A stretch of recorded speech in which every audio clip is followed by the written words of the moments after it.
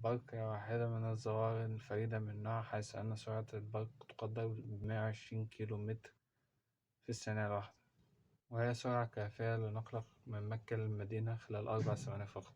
يعتبر البرق أيضا أشد خطورة وتدميرا من الرعد.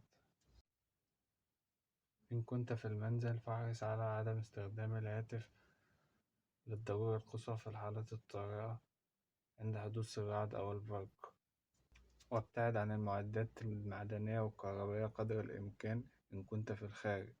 البرق عبارة عن تفريغ من الشحنات العالية يؤدي إلى تكون غيوم، فتنتج حرارة عالية في الهواء المحيط بهم، تصل درجة الحرارة ل30,000 درجة مئوية، وحينها ينتج عنه موجات صوتية ودوي عالي يعرف بالرعد. لذلك عزيزي احترس من البرق ومن صوت الرعد.